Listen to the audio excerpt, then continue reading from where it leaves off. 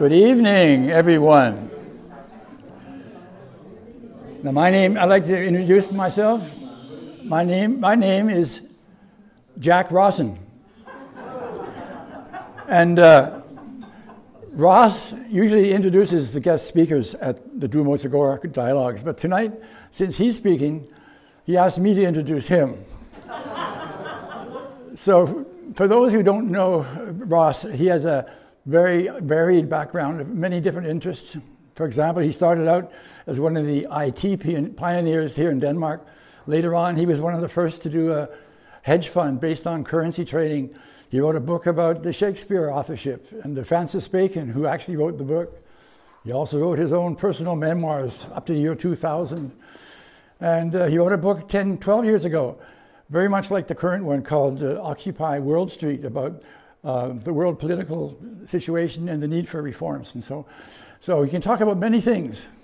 But tonight, he has a very exciting topic, which is basically the destiny of our civilization. So give Ross a hand.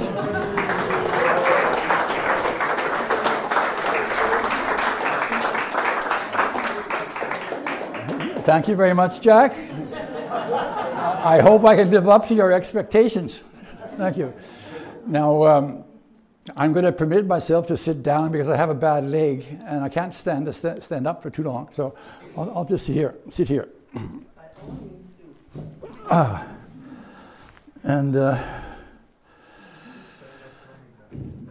Yeah, stand-up comic, yeah. Well, of course, this evening is about my book called The Bad News and the Good News. And here we go. It's actually, you might say, two books, The Bad News and the Good News. And the first part I call The Economics of Collapse is really about why we're having such difficulties. And it's primarily a question of the economic system, in my opinion. Whereas the second half has to do with how I hope and expect the world might look many, many years from now if we learn to not repeat the same mistakes of the current society and learn to live in such a sustainable fashion. So I asked the first question, why does a society actually collapse? And the basic reason is when you start living off your capital, consuming more than nature can produce each year. I like to use a metaphor for this. Let's supposing civilization is an airplane flying across the ocean. And as it flies across the ocean, the passengers are pulling out the screws one at a time and consuming them. Okay? That's basically what we're doing. Now, we know for certain that that airplane at some point is going to be weakened so much that it's going to crash. And we can't say when, and we can't say exactly how, but we can say it's going to crash eventually. Now, in this diagram here, we show the ecological footprint globally over the last 60 or 70 years. We see it's increasing year after year. Right now, we're consuming roughly 70% more than nature's yield, that is to say, the biocapacity of the Earth. That corresponds to we actually should have 1.7 Earths to give us the kind of consumption that we're actually using. But it continues to increase, not least from the developing countries, who are growing much faster than the established industrial countries. And so this is a very big problem. Now, historian Joseph Tainter developed a theory of collapse, which was based on, his idea was that it's basically an economic phenomenon. In fact, he went further and said that the beginning of a collapse can often be found at the point at which the marginal benefits rather, the marginal costs exceed the marginal benefits. And fortunately, we can see from some historical data, roughly we can measure that point. This diagram shows the gross national product for the United States over a period of some 60 years or so, the upper curve growing at about 3.5%. And the lower curve shows what's called the genuine progress indicator. Now, gross national product measures all of the activities of a society, whether they're good or bad. Whereas the second curve, the lower curve, deducts all the bad things from the total. Things like automobile accidents, cleaning up pollution, cleaning up after extreme weather phenomenon, losing all the topsoil and that sort of thing. So what that shows is that the actual net benefits from all this growth have been roughly flat for the last 50 or 60 years. So we haven't really gotten anything out of all that growth. Now, I think one of the major reasons we're having problems is because of the economic system. And I identify what I call 3 major flaws in the way we do economics today. One is the perverse pricing, and that comes from the fact that we do not include the ecological and social costs of our production. There's a theorem in economics that says that to have the right pricing, we have to include in production costs all of the costs, including the indirect social and environmental costs, plus also the intrinsic costs of that non-renewable material which we're extracting. Now, that's never been done in practice, even though it's there in theory. And one reason is that it has never been possible to reach any kind of an international organization to agree on how to do this. The result is that we get these absolutely perverse prices. The second reason is what's called homo economicus, which is what the economists say is the assumption they make that the thing that motivates people is the wish to earn more wealth, basically. That's it. It's a very, very narrow definition, but it leads to some very, very wrong kinds of decisions. And the third factor is what I call the idea that gross national product can continue forever on a finite planet. It's actually an absurd thought, and many have pointed this out. Nevertheless, that is the goal of most nation states. One reason why they continue to do this is that in a sense, it pacifies some of the industrialized countries, which are still far below the standard of the Western countries. And this is one way that gives them hope for the future. So this makes it difficult for them to change, even though they realize that it's not the correct measure. Now I'm going to introduce you here a methodology which I've developed, which gives some very interesting conclusions from how the global economy actually works. Now, what we can do, it's very simplified, but it's actually quite accurate. We can divide up the global economy into 4 major sectors. We have the household sector, we have the production sector, we have the bank sector, and we have the government sector. Now, the first one, the red sector, the household savings, is the difference between what people earn and what they consume. If you jump over to the yellow, the bank sector, that's the interest income earned minus the income expense to run a bank. You notice that in the 4th hex sector, government, I've assumed that tax income is equal to government spending. So it is a so-called balanced budget. Now, the thing about this methodology is that the sum of these 4 sectors, the surpluses must equal 0. And that's because this is covering the entire economy, and it's measuring the cash that flows from one sector to the other. So every time one sector goes down, some other sector has to go up. Now this has some very profound implications because the whole household sector, the red, and the bank sector, the yellow, are all basically always positive, right? Which means that as long as the government is at a balanced budget, the production sector must be negative, in deficit. That means the production sector has debt, it has to be paid, and it has an increasing debt every year. That means that this debt is going to increase and increase and increase to the point, at some point, the banks are going to stop lending and the economy is going to collapse. This is a very important observation. It's also important to realize the next point, which is that the way to get around this in practice is you must introduce a government deficit. In other words, the government has to spend money more than the tax income it gets. Because every dollar of deficit, as I mentioned before, one goes down, the other has to go up. So this has the effect of increasing the profits in the production sector and enables it to get above 0 in such a way it can survive into the future. But this also has some very, very important conclusions, and that is that in order for this to go on, and this is just for 1 year, remember, this is just 1 year, but year after year after year, having a permanent government deficit like that means that your national debt is going to increase every year. And this is one of the things we're observing right now. People are talking all over the world now, they're talking about the debt crisis. The debt has become so high. Now, In order to continue, I'd like to introduce this concept of currency users as opposed to currency issuers. A currency user is a typical family or a company where you have certain income and certain expenses, and if you have a deficit and you don't have the cash to pay that, you have to borrow. You have to borrow money in order to pay the deficit. A currency issuer, on the other hand, has an unlimited ability to issue a currency, any currency. It's national currency in any amount whatsoever. It can purchase anything denominated in its own currency. It does not borrow. I repeat, currency issuing sovereign states do not borrow. And this is an important point because it's a thing that I think it would be difficult to find a single politician anywhere on the planet that would agree with that. They think they're borrowing all the time, but they're not, and I'll explain why. First, I'll just mention another major difference to think about is the difference between domestic debt and foreign debt.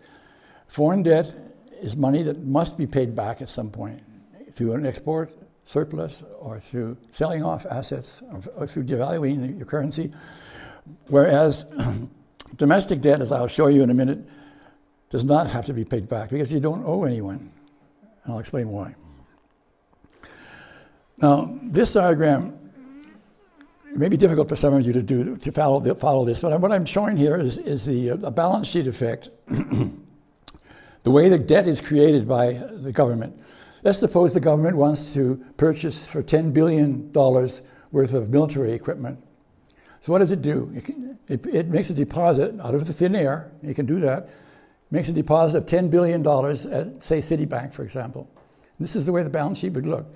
An asset of $12 billion at Citibank, a liability of $12 billion, which we call bank reserves. And if you look at it from the point of view of the bank, it mirrors that. They have an asset called bank reserves, and they have a liability called deposits. Now, when the government actually spends that money, it's going to send that deposit in Citibank somewhere else in the system, maybe to Raytheon or somewhere that produces these things. And so we have the second level down at the bottom. Things have changed only very slightly. Now the government has a negative 12 billion, and the bank still has the same 12 billion in assets. So what happens here is you have now created a debt, you could call it the national debt if you like, or a liability on the public sector, and the corresponding asset in the private bank sector is banks' reserves. There's nobody to pay back.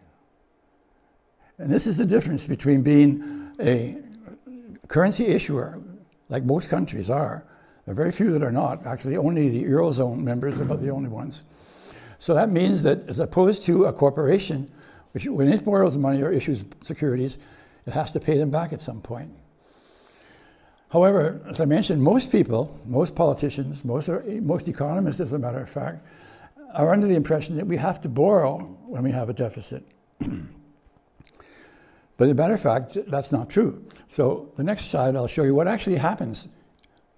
In most cases, when a government runs a deficit, the politicians go out and say, oh, we must borrow in order to cover the deficit. So they issue securities. For example, in the example here, let's just see what happens when the government issues, say, 10 billion worth of securities and to the private banks who purchase them. Then the balance sheet looks like that. Now, from the bank's point of view, they still have a sort of 12 billion assets. They've simply done a switch between one asset, which is bank reserves, and another asset, which is securities. And similarly with the National Bank, it has the same total liabilities, but they're now split up in a different way. The only difference between the two liabilities is the interest rate. Okay? Now, the misunderstanding arises in the way that most normal economists and politicians define the national debt. Normally, they define it only as including the securities. So they would claim that the national debt is actually 10 billion and not 12 billion. And they would claim that when we issued those securities, the national debt increased by 10 billion. Whereas I would say if you define it correctly as the total liabilities, there's been no increase in the national debt whatsoever. Now, this is a very, very profound result, and I would say that most economists And certainly most politicians wouldn't understand this at all. So you're getting an insight into something which very few people understand. And I hope you appreciate that. You see, one of the problems is that politicians have the impression that a national account of a currency issuing country is the same as a corporation. So that when you issue securities, you have a debt that has to be paid back. But that's not true, because what they're thinking is that money in the banks is lent out, but it's not. That's the whole point here. Bank reserves that are held by the private banks are not lent out. They're in fact what I call in my model dead money. The only thing they're used for is to loan interbank loans that the private banks lend to each other. And about at the bottom here, I quote here in red, this is an actual article which I refer to in my book, and it's titled, "Repeat after me, banks cannot and do not lend out reserves." And this is, in fact, a very important point, and most people don't get it at all. And it's the same with your own private account. If you have money which you deposit in a private bank, right, an ordinary bank deposit, the bank gets an increase in its cash, and you get an increase it's an increase in the bank's liability, is your cash. The bank does not lend your money out.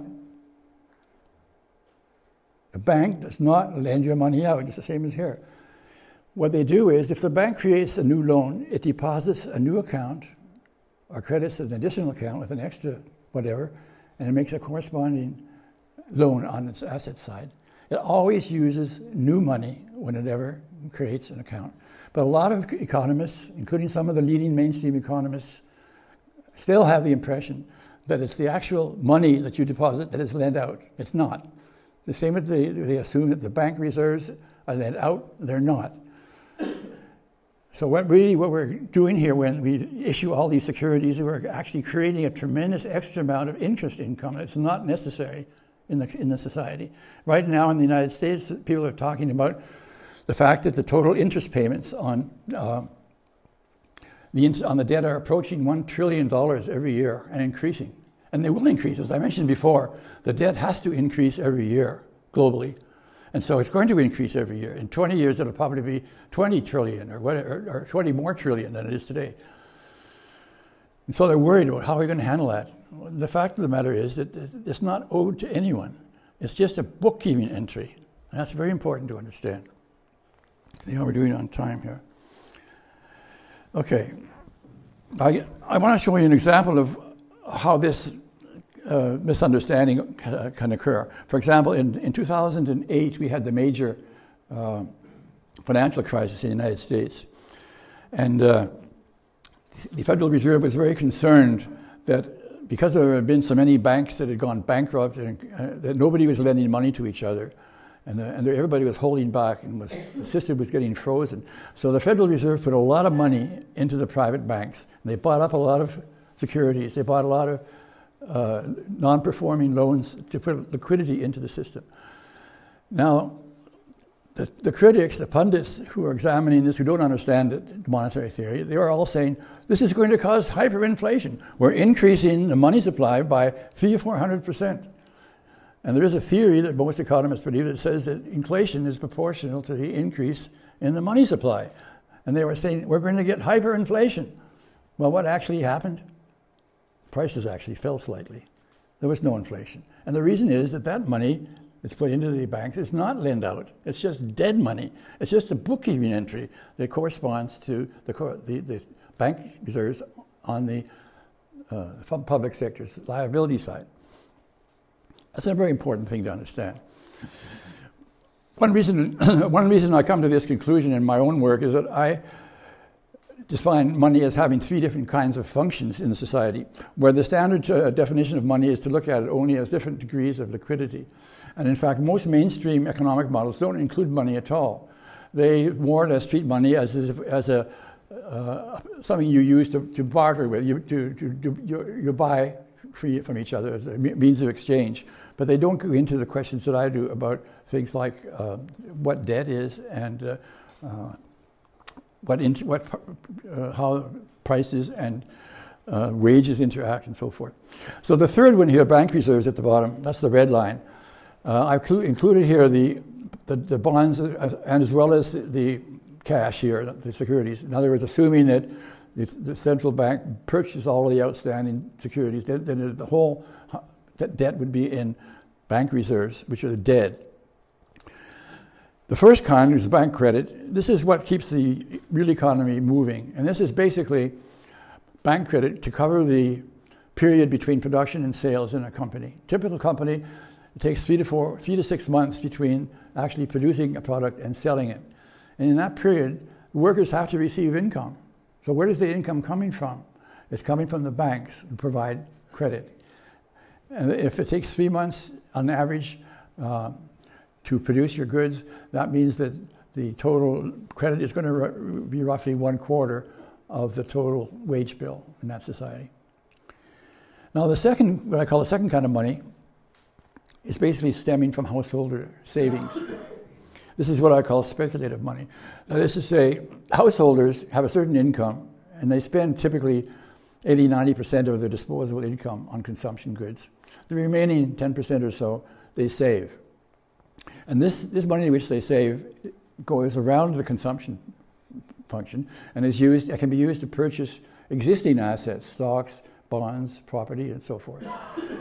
So the speculative money is basically, which I define as money which is used to buy existing assets. And that's a totally different function than the other two. Now, some of that money does come back into the production sector in the form of investment, but it's always going to be less than the amount that's going out, which means that the size of the speculative money is going to grow year after year after year. It's going to become bigger and bigger and bigger. Now, do you see the problem that's arising here? The fact that this is increasing year after year after year, and combine that with the fact that the interest payments on the debt are increasing also year after year after year, who benefits from all this? Who benefits? I'll tell you who benefits. In the United States, and it's true similar in other countries, the top 10% of income earners own 90% of all the financial assets. And the top 1% own about 40%. The 60% lowest income earners in the United States have basically no wealth whatsoever. So they don't have any benefits from this interest, and their savings are basically zero. So the benefits are all accruing to the people who are already rich. And this is why we have a big problem of increasing inequality in our society. It's systematic. It's systematic. Now, I'm going to just round off very quickly with a few of my other economic myths which I deal with in the book, and then I'll get on to the second half. I think I mentioned briefly that most economists believe in, or did at least for most of the 20th century, believe in the so-called quantity theory of money, which states that inflation is basically proportional to the growth rate of the money supply. The thinking being that the more money that's out there, the same amount of goods, that's going to give higher prices. Well, my research shows that this is not true, that both logically and economically, because of my three different kinds of money, I don't see any reason why it should be. And if I measure the actual correlation, it turns out that it's a positive correlation between the money supply and inflation. But I show in my work that that's a non-causal. It's not a causal relationship. And that's because both of these factors, inflation and money growth, depended upon a third factor, which is, it turns out, is the nominal wages. And so I'm able to prove that this theory is wrong. Another thing I'll mention is about savings. So I mentioned most of this already. The savings coming from the householders are increasing every year and creating a systematic inequality. And that's a very important fact to understand. Also, a few words about taxation. Now, one of the interesting things about looking at the society, the economy, the way I do, is to say that, well, if the society can buy anything it wants in its currency, it doesn't have to borrow or anything, why bother taxing? In principle, you don't have to have any taxes, right? Or wrong? Well, actually, the reason why we have some taxes is in order to establish the principle that It's only one currency, which is the sovereign currency, and you have to use that currency to pay your taxes. That's what gives it value. And that's why a so-called fiat system with no physical backing is actually better than gold. Because gold, after all, has a lot of problems as well. So the question then arises, why do we tax? Should we have a system where there's no taxation? No, that would not be a good idea. Mostly for two reasons. One is the problem of income and wealth distribution. If we did not have any tax other than a small amount, just to establish the point, then you would have tremendous inequality. You would have so much money being produced in the corporations, it would all be going into speculation. And you would have a tremendous amount of asset speculation. And the rich would get richer as never seen before. So I say the reasons why we should have taxation, one of the reasons is to reduce income inequality. You have to tax those people who are earning much more than the normal. And so we can actually decide, I'll come back to that in my second part, society should be able to decide what kind of a distribution is acceptable and apply the taxation that fulfills that purpose. The second purpose, I think, why you should have taxation is to neutralize the problem of environmental and social costs. Because the way it is today, the private corporations, and supported by the private banks, are pretty much on their own to produce whatever they want to, without regard to what environmental costs they cause, or what social costs they may cause, or what the intrinsic value of the minerals and oil that they're extracting. So that we can affect behavior by taxation. So those are the two major reasons we should be taxing, in my opinion. And remember, when tax income comes into the economy for a country which has its own currency, it doesn't use that tax money. It's not like in the old days when we only had coins to work with. You know, the old kings, they had to collect coins from the peasants and then use those coins to invest in the army and so on. That's not the way it works today. That tax money which is received could just as well disappear in a digital black hole. We don't need it. It's not actually used for anything. We don't reuse money. That's the same reason we don't use the money that you deposit in the bank. We don't use the bank reserves that the central bank deposits. Whenever we spend money, we use new money that has never existed before. Okay? And finally, I'll just make a comment on the final point here, on deficits and inflation. One of the most common beliefs in traditional economics is that excess spending causes inflation. Or in other words, an increasing government deficit would cause an increasing prices and hence inflation. Now, if you actually measure the correlation between deficits and inflation for the United States over a 72-year period up to the date, there's no correlation. The correlation is basically zero, in my opinion, in my analysis. And I have mentioned in my book, I quote about a dozen other articles which come to more or less similar conclusions. There's no strong evidence. There's some weak evidence that it might be that way, but there's also some weak evidence that it could actually have a negative effect. So this idea that spending necessarily causes inflation is also one which I question, and the empirical results seem to justify it, as well as my model which I've developed also suggests that that would not be the case. Okay, so now I'm going to move on to the second part of my book, the destiny of our civilization. Now, what I want you to do now is think very long term. I'm saying in the first part of the book, I'm saying that this current civilization is going to crash. Now, I don't know when and where and how. It might happen fairly quickly if we have a nuclear war, but it might happen very slowly over 3 or 4 centuries. We just don't know. And it very likely might happen to be a collapse, recovery, collapse, recovery. But what I want to ask the question in this second half is, supposing we do not go extinct, now there's 2 possibilities. Either we go extinct or we don't, right? And I'm making the assumption here that we don't, and I'm asking myself the question, what kind of society would that look like? Somehow or other, they must have avoided a lot of the problems that we have today.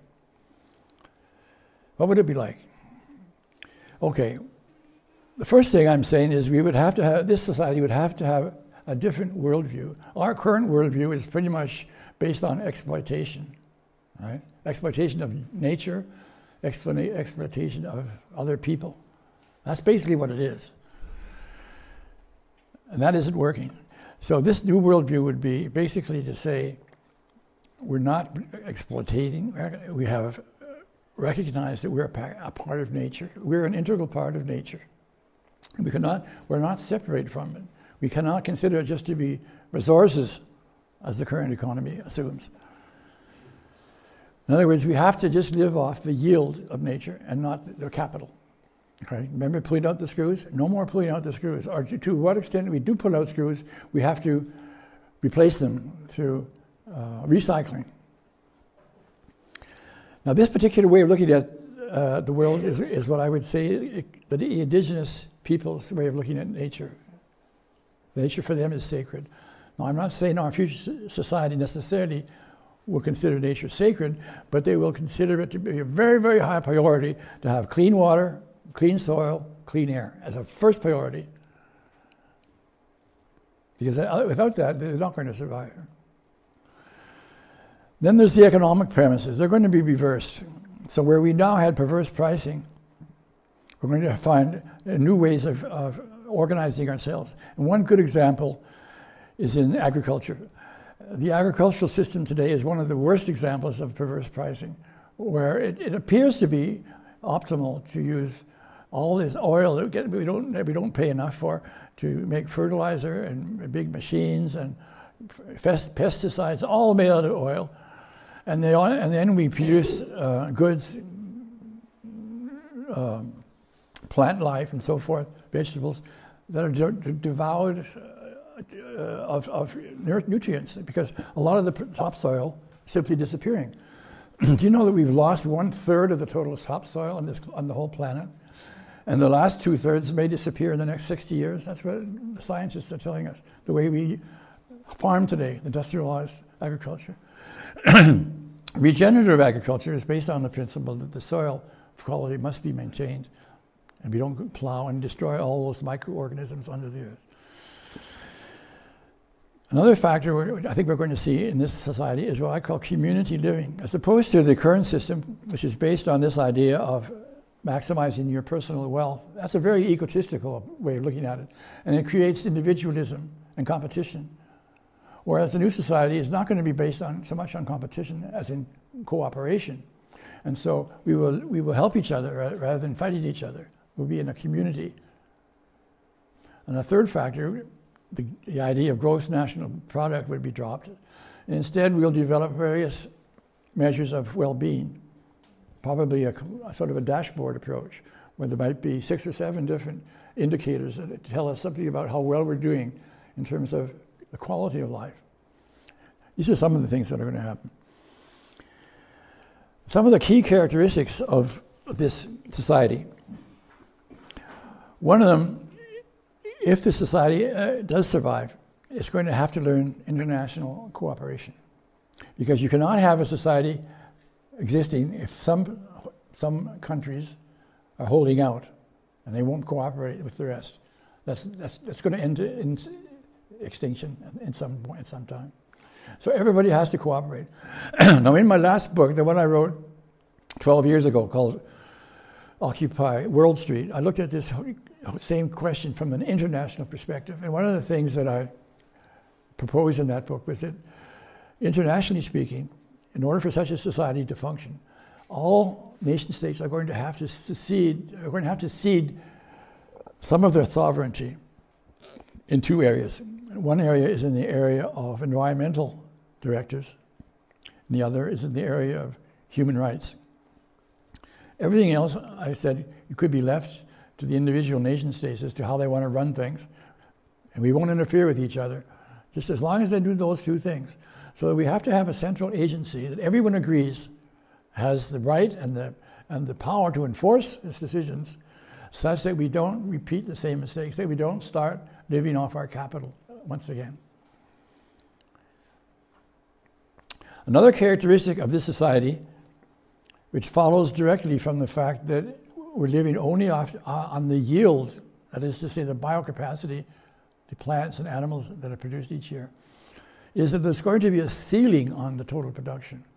That's going to define what the total amount can be produced by the whole planet. What is that going to mean? Well, that's going to mean one thing, is that we're going to have to control the population. So we cannot allow the population to get out of tact with the ceiling. Otherwise, we'll be going back to where we started and start living off our capital again. So population control, whether we like it or not, I think that's going to be a necessary part of this society. But I will say that that so-called ceiling, at any one time, it's a ceiling, but it's going to move. It can be moving. We could increase that ceiling, for example, by research into labor productivity, into resource productivity, and that sort of thing. Maybe we'll even find a way of speeding up photosynthesis by artificial means. So there are various ways that we might be able to increase nature's yield through our ingenuity. But at any one point, there's going to be a ceiling. Now, another aspect of this society, I call it plant-based, or a carbohydrate society, I call it, because we're not going to have the same access to non-renewable resources as we have today. And to the extent that we do have access, they're going to have to be recycled close to 100%. Remember now, we're going to be around for 1 billion years more. If we're going to last all that time without going extinct, we're going to have to be very, very careful about using non-renewable resources, or our successors will be left in the dry. So plant-based. Now, interestingly, 200 years ago, almost everything we use in daily households was made by plants. Now, it's quite possible. We know how to do it, and they're just as good quality, but then it's not so much based on oil. Another characteristic of this society, which we can deduce simply from the fact that it managed to survive, is that it's going to be a more egalitarian society. Now, by that, I'm not saying that everybody has exactly the same income. We will have an income gradient because people have different abilities and different qualities, but it will be controlled. In other words, we will not allow the income and wealth distribution to get out of hand, as is the case today. It's way out of hand today. I don't know, if you look at some of the diagrams in my book, you'll be shocked to see the ratio of the total of the wealth per capita of the top 1% and what I call the working poor, the bottom 60%. It's just several 100%. So that will be controlled. And you can also imagine that when you have a ceiling on production, nobody's going to accept that one small portion has a much higher consumption than the others. No, there's no way that would be acceptable. So therefore, they must have solved this problem by having an acceptable degree of wealth distribution and income distribution. In that connection, there's an interesting question that this society is going to have to face, and that is, given that the total production has a ceiling, the question will arise, should we have a lot of people with a low consumption level or a few people with a high consumption level? That's the existential question they're going to face. They'll probably end up somewhere in between, but it's going to be a subject of major discussion. The final point I'm making here, which I mentioned it a bit in the early part of the book, is this idea of wealth taxes. A major weakness, I would call it a major mistake in our current society, is the lack of wealth taxes, and that's what gives us this totally unacceptable distribution of wealth. It's not just a question of jealousy. It's a question that has direct consequences. It's been shown that there's a direct correlation between increasing inequality and increasing health problems. The countries which have the most equality have the best health. This is shown by this book called The Spirit Level by two British epidemiologists a few years back. So I also want to mention one of the major recommendations I'm making for this society, which also could be applied today, actually, and this is the idea of public banking. Today, most banks are private in the Western countries. Now, in some places like India and China, they have quite a few public banks. One of the nice things about public banks is that you're guaranteed your deposits. Right now, if we have a big bank crisis again, like we had in 2008, you can risk that your money, which you think is absolutely your money, can be confiscated by a bank which goes bankrupt. It's called a bail-in, and it's happened already in Cyprus in 2013, and it's written in the statutes of the EU and the USA that it can be done. So this way you're guaranteed that your deposits, unlimited, are guaranteed. Another characteristic of the public banking is that because the public buys up all the retail banks, remember we had the bank reserves were an asset in the one and the liability in the other. When you merge them together, the national debt disappears totally. Then perhaps the most important of all, is what I call environmental controls. Right now, the big problem in our society is that the private sector is able to produce pretty much whatever it wants without regard to the consequences. I'm imagining that by having public banks, the public banks would have the right to determine what the interest rates and the tax rates would be on individual companies, so that we can put an actual figure on the costs of externalities and force them to produce things which are consistent with the overall objectives of having, for example, clean water, clean soil, clean air. So it's basically to affect behavior that we use taxes and interest rates. Finally, one of the advantages of public banking is to separate the real and the speculative economies. Now, after the big crash of 1929, one of the reasons it happened was that there was no separation between these two. The retail banks and the speculative banks, or investment banks, were under one hat. That was changed in 1933, what's called the Glass-Steagall Act. And that lasted for several decades until 1999, when Bill Clinton in the US revoked it and allowed, once again, these two different kinds of banks to unite and be merged and to be under one hat. And that is what led directly to the crisis of 2008. Because what happens when you put them under the same hat is you basically have a super large hedge fund which can do all kinds of speculative activity and has not that much interest in the real economy. It's mostly because the banks can earn more money lending out for speculative purposes than they can for the real economy. So that's one of the major advantages I see in introducing public banking. But there's a problem with public banking. Some people have mentioned over to me also, there's a trust question. Can we trust public officials to any better than we could trust the private banks? A lot of people think we can't. And I have my own doubts, and so that's why I'm saying that we have to get money out of politics in some way. Democracy right now is not working globally. Take the United States, for example. In the United States, a law was passed in 2010 called Citizens United, which gives corporations the right to make unlimited contributions to political parties, to political candidates. Unlimited. And that, of course, has resulted in the situation we have today where, well, I saw a statistic recently that 40% of the finance for campaign finance was coming from 0.1% of the richest individuals. You can imagine the top 90% are probably 90% of all that money is coming from probably the top 1%. And so basically the rich, I call them the oligarchs, basically, are able to purchase the politicians. And so what we get as a result of that is we get what I call an oligarchy. There's not much difference when you come down to it between different countries these days. They're pretty much all run by an alliance between the wealthiest families and a willing political representative. The main difference between the United States and Russia, for example, is that in Russia, Putin, he manages the oligarchs, keeps them under control. In the United States, it's the opposite.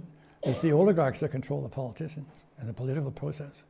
But they're both oligarchies, really. In democracy, it's just a word now. It's a democracy in name only in the U.S.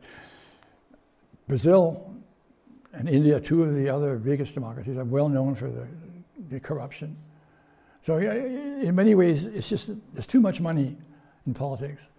So one of the suggestions that I came up with in my book, and this is for discussion, is what I call a pyramid democracy as an alternative to the way we elect people today in big regions, by state or by provinces and so on, is to say each area of, say, 500 people elects a representative.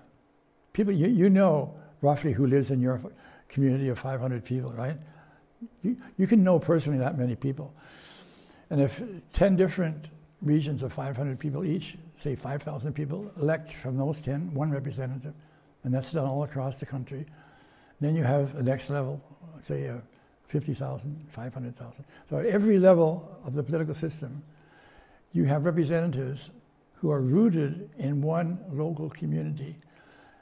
And those individuals who have the political responsibility for the society can be removed by the people who elected them, either at the bottom from their community or from the level below that elected them.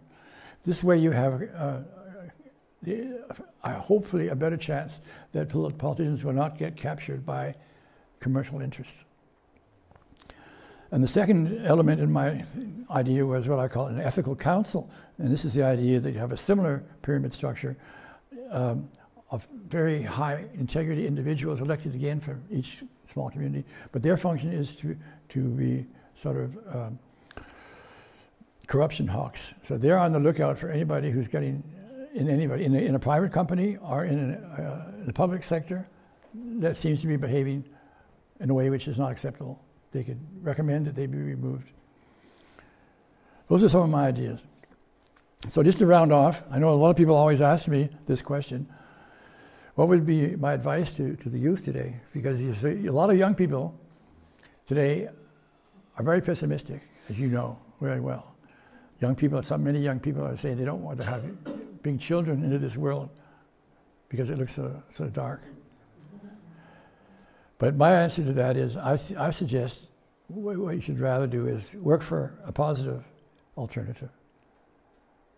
Work for one of these, there are many such organizations. And working for an organization that has a positive objective gives a lot of energy and it gives a lot of hope, at least that you're doing something to move things in the right direction.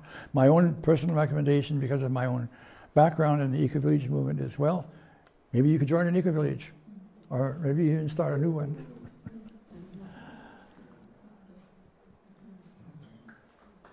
Okay, that's it. Thank you.